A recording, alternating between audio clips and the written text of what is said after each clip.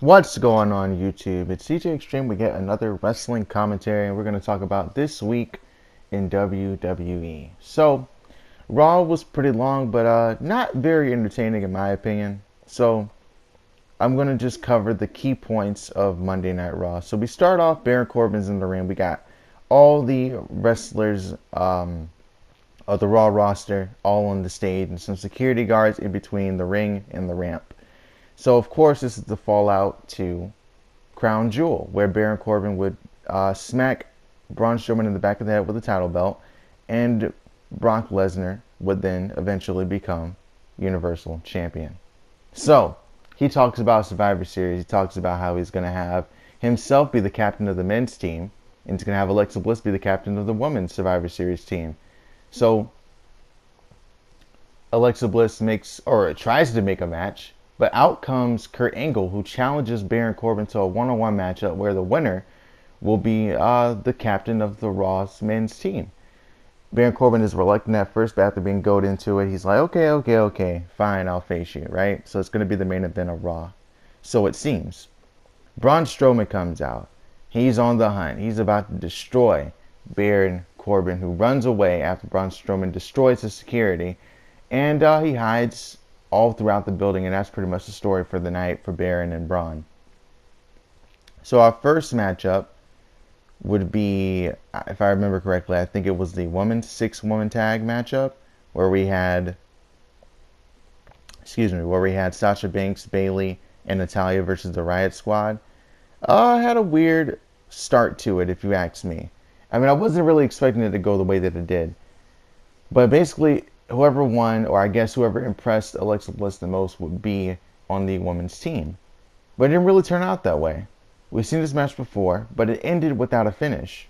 This time around, Ruby Riott would destroy, or snap in half, Jim the Anvil Neidhart's glasses, which now belong to Natalya. So, it's like her last thing from her dad or whatever. So she's super sad when it happens, but no finish. I don't know why, but there was no finish. So we have a few matches, Apollo Crews and Jinder Mahal. Nothing really happening there except Apollo winning. Finn Balor loses to Bobby Lashley. We also had Ember Moon losing to Nia Jax, I think, if I remember correctly. And Tamina and Nia Jax are now working together as a unit. Ronda Rousey addresses Becky Lynch, telling her where she came from, talk about her path to success and how she is going to defeat Becky Lynch. I wouldn't say it was a heel promo, but it wasn't like a babyface promo, which is good. Neither of them really acting like faces or heels. They're just kind of, building themselves up. And I think that's good because they're both likable. And Ronda Rousey trying to go over Becky is just not really going to happen right now because Becky is white hot right now. Elias defeats Ziggler. I feel like Elias needs to improve in his ring work, but I'm not a wrestler, so who am I to say that? Seth Rollins loses the Raw Tag Team Championships against AOP, the Authors of Pain, a handicap matchup. Now, I'm not saying I was against a handicap match. I didn't want a handicap match or whatever, because it was a good match, but it was a glorified squash, basically. There was no way that Seth Rollins was going to win that matchup unless he won by countout or disqualification, and AOP is too smart to get disqualified, so. Plus, they have Jake Maverick with them to keep them in check in case they do decide to get themselves disqualified. Regardless of that, I would have preferred if Dean would have worked with Seth Rollins and pretended as if nothing had happened, right? So Seth gets all comfortable, complacent, and then all of a sudden, Dean just decides, hey, guess what? F you, and hits him with the dirty deeds. Or, after they go for the tag team finisher, the Revolution knee into the dirty deeds. Instead of going for the pin, he decides to take the pin from either Akam or Razor and then leaves the ring while Seth Rollins is thinking that, while Seth Rollins' back is turned, basically. Be a pretty slap in the face to Seth Rollins once again. Another way to play mind games. Something different, Something we haven't seen before. He teases that he's going to give Seth Rollins the answers to his questions about why he attacked Seth Rollins, but he doesn't give an answer. He just hits him with the dirty deeds and leaves. So as I mentioned, all throughout the night, Braun's looking for Baron. Eventually catches up to him, but Baron decides to leave in a vehicle saying that he has an appointment. So he replaces himself in the match with Kurt Angle with Drew McIntyre. So we go on to our main event for Monday Night Raw.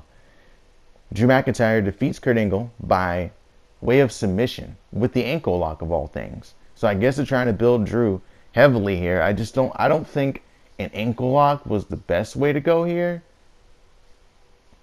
I mean, Kurt Angle tapping out just seems weird to me. Now it just seems like I don't even want to really see Kurt Angle like that anymore. You know what I mean? If he's just gonna lose to everybody, at least not like that. Like him losing like that really, I think really damages him in my opinion. I know he's like a Hall of Famer and everything. So how do you damage, a veteran? Submission. I just don't think him losing to his own move is the best way to go. Now, if he lost an angle slam, that's one thing. But losing to the ankle lock and tapping, not even escaping it, just tapping, that's kind of bad. But I don't know where they're going to go with Drew, but I guess he's going to be on the Survivor Series team now. Well, he already is on the Survivor Series team alongside Dolph Ziggler and Braun Strowman. Baron Corbin says he's not going to compete, by the way. So I wonder who the next two people on the team is going to be. We move on to SmackDown. We have The Miz and Daniel Bryan become co-captains of the SmackDown team. I'm fine with that. I'm pretty sure everyone's fine with that. Those two being on the SmackDown Raw, or the SmackDown team. I almost said the SmackDown Raw team. I don't know. That doesn't make any sense. But regardless, they decide to make decisions all throughout the night on who's going to be on the team. The Miz picks Shane McMahon. Daniel Bryan picks Rey Mysterio. And Miz is like, Rey Mysterio's going to have to impress him since he's already beaten Rey Mysterio. Okay, whatever. The New Day and the Usos go at it to determine who will be the leaders of the Tag Team Survivor Series matchup. I don't really like the Tag Team Survivor Series matchup because if one member gets pinned, then both members of that team is eliminated. I don't understand the match. It's just so weird to me, It feels, I'm sorry, but it just feels like a nothing match. I would say just stick to the tag team. I guess they want to do multiple tag team matches, but they already got multiple tag team matches. They got 3 with the SmackDown versus Raw Tag Team Champions. We have the Women's Survivor Series Tag Team match and the Men's Survivor Series Tag Team match. I don't think we need a Tag Team Survivor Series match. It's just weird. It's really weird. I don't know.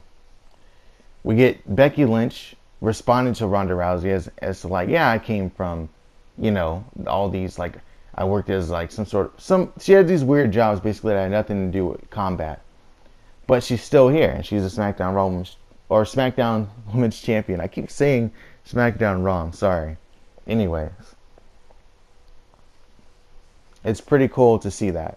It's pretty cool to see Becky Lynch, mention her past and acknowledging that, and coming up in the world and really succeeding where others may have thought she wouldn't have succeeded. Now she faces Nikki Cross. After calling someone out because she was fired up, Nikki Cross comes out. Nikki Cross loses to Becky Lynch via submission. Now, of course, Becky Lynch should win this matchup, but I don't think in Nikki Cross's debut she should be facing the SmackDown Women's Champion and losing. You would think you'd want her to win. I don't know. I mean, Sanity has been built like that for a while now. They come out, you think they're going to do something, they don't do nothing. It sucks. Regardless, Shinsuke Nakamura responds. We're not really responding to Seth Rollins. Seth Rollins decided to face Shinsuke Nakamura, but Shinsuke is like, yeah, he's so focused on Dean Ambrose, Roman Reigns. How is he going to beat me? That's basically what he was getting at. I liked this promo. I understood him. I wonder if anyone else did. I understood him perfectly fine. Rey Mysterio versus Andrade Cien, almost match of the night, match of the week, probably. Pretty damn good match is what I'm basically getting at. I was hoping Andrade would win this one, but Rey Mysterio came out victorious. Selena Vega implied on Instagram that there will be a rematch somewhere down the line, and I'll be ready to see that whenever that happens. But it was awesome. It was a very awesome matchup, and Rey Mysterio would come out victorious. So he would impress The Miz. The Miz says he can join. The Miz and Daniel Bryan both decide to do this final decision where they have Daniel Bryan pick someone and The Miz picks someone. The Miz picks Samoa Joe. Daniel Bryan picks Jeff Hardy, so that will be your main event of SmackDown. AJ Styles says he has a spoiler for Brock Lesnar and himself at Survivor Series, and he says that basically he is going to win. I believe that. I believe AJ Styles is going to beat Brock Lesnar. He might lose. He still might lose. But I would love to see him win. Not for 50-50 booking purposes, but last year I wanted to see him win and he lost. So, of course, as a fan of AJ Styles, I want to see him win here. Paige reveals the SmackDown Women's Survivor Series team. She has Naomi, Charlotte, Carmella, Sonya Deville, and Asuka. But Charlotte doesn't come out. Here comes Mandy Rose, who just downplays all the members of the Survivor Series team, saying that she should be there and not Sonya, since she eliminated Sonya from the Women's Battle Royal. She says she's happy for Sonya, though, so it wasn't like she was turning on her. It was just she made a good point.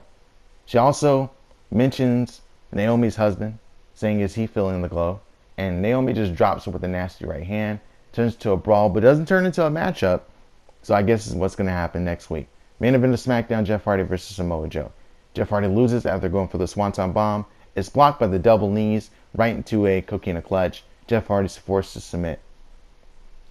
During the commentary, which we have The Miz and Daniel Bryan on commentary, going back and forth arguing, Daniel Bryan gets heated, and then Samoa Joe just puts the icing on the cake. He comes over and taunts Daniel Bryan after winning the matchup. Daniel Bryan gets up, socks Samoa Joe in the face, gets him in the ring, starts attacking him. Miz tries to pull him off, saying, you can't attack him, man, you gotta chill. And then he attacks The Miz. And then Shane McMahon comes out. Little did Daniel Bryan know, comes from behind. Daniel Bryan throws him over the shoulder, takes him down, and walks off pissed. Kind of reminded me of when Shawn Michaels had a match with Triple H for the World Heavyweight Championship on Monday Night Raw a while back. And it ended up being a draw because he pinned himself inadvertently while pinning Triple H. So that's just what it reminded me of, the way he stormed off or whatever. But regardless of that, I like SmackDown. And if you haven't seen it, I would recommend seeing Andrade Cien Almas versus Rey Mysterio. So now we go into the UK. NXT UK. I just watched the matches, by the way, because I wanted to get caught up with everything. Because apparently there were 2 episodes of NXT UK, and apparently there's been 2 episodes of NXT UK every week, and I just haven't noticed. I'm guessing what they do is one earlier in the day and one later on at night. I guess is what they've been doing. I don't know. Regardless of that, I'm going to talk about the key matches of the shows or whatever. Okay, so NXT UK Championship, Pete Dunne versus Danny Burch. Great match. Pete Dunne wins by submission with like a triangle armbar. Pretty damn impressive victory for Pete Dunne. Good match too. For 1 second, I thought Daniel Burch was going to win at one point after hitting the top rope DDT. I thought that was going to be the end, but it wasn't. Good matchup, though. We have the Coffey Brothers and Wolfgang taking on Flash, Morgan Webster, Mark Andrew, and Ashton Smith. Good 6-man tag, but of course, the newly formed faction has to win, with the Coffey Brothers and Wolfgang winning the match. I'm perfectly fine with that. Tony Storm and Dakota Kai was a great matchup as well. Tony Storm would win, though, and Jenny would attack Dakota Kai while she's on the stage and basically establish a rivalry between her and Tony Storm. For those of you who don't know, they did have a rivalry in Progress Wrestling, so I guess it's transitioning over here into WWE or NXT. I like the callbacks. I liked NXT UK in general, basically. I don't think it's the strongest NXT show. I still think other NXT is better, but I like watching it. We'll move on to 205 Live. We have Leo Rush winning a sort of a squash match, but I mean, Josh Morrill, I think is his name. That's what I see here. I don't know how to say it properly, the last name, but regardless, got a lot of offense in, but Leo Rush turned things around and defeat him.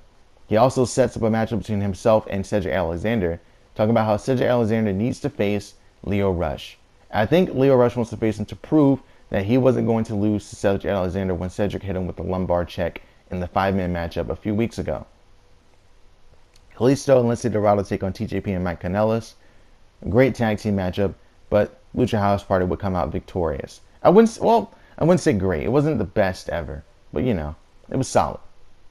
Buddy Murphy and Mark Andrews would go at it in a 205 Live Cruiserweight Championship matchup. And I'm pretty sure everyone knew that Buddy Murphy was probably going to win this one, but it was still a good match. This 205 Live wasn't the best 205 Live I've seen in recent memory. It could be better though, and hopefully it will be. It's a promo with Mustafa Ali talking about how he'll be the champion this time around, and apparently at Survivor Series we will have Buddy Murphy and damn it, I just said his name, Mustafa Ali, for the Cruiserweight Championship, and I think that's going to be in the pre-show, as well as the Survivor Series Tag Team matchup. I think that'll be in the pre-show as well. So we move on to the final thing I want to talk about, which would be NXT. So Johnny Gargano explains why he attacked Aleister Black, and I'm glad he did. I was hoping he would, because I didn't want the whole Dean Ambrose thing where it's like, oh, I'm not going to give you an answer. He gave us an answer. He says he's not a bad guy. He's still the Johnny Gargano that we all know and love. He's still, on our side. He just attacked Aleister Black because Aleister Black just happened to be in his way to facing Tommaso Ciampa. He didn't want to have to deal with a triple threat. He wanted Tommaso Ciampa to himself.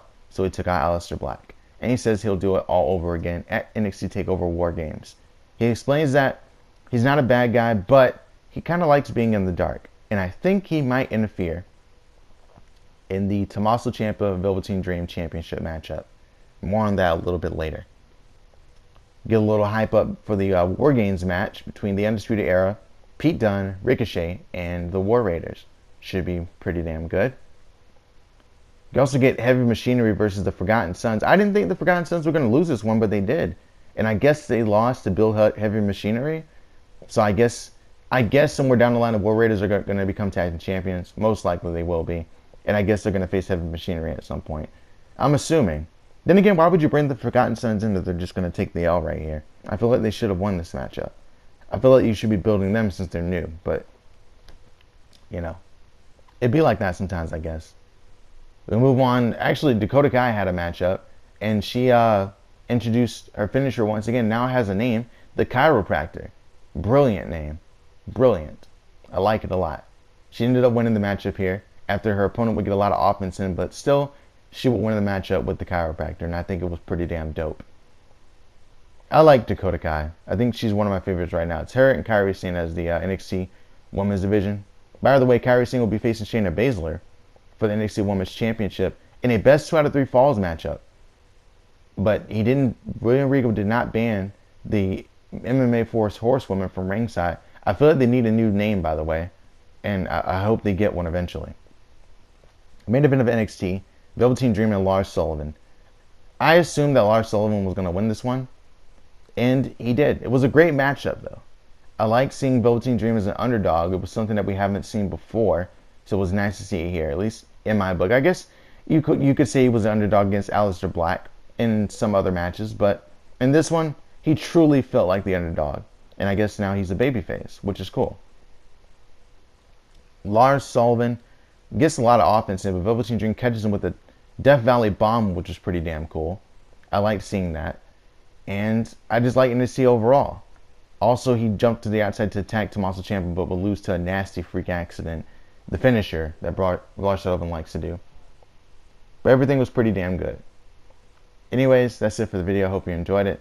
And I'll see you guys later. Next Thursday, I should say. Goodbye.